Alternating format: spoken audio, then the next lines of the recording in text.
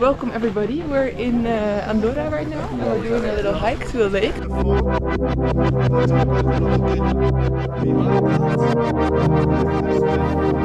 Every day is a climb.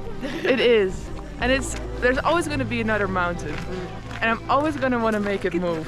There's always gonna be another mountain. I'm always gonna wanna make it move. How is the tour? I'm liberating. I feel one with nature. It's very exciting.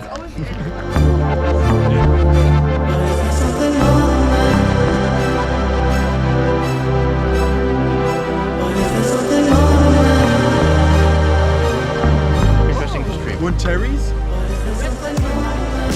Yes. Terry? Nice color, matches my jeans.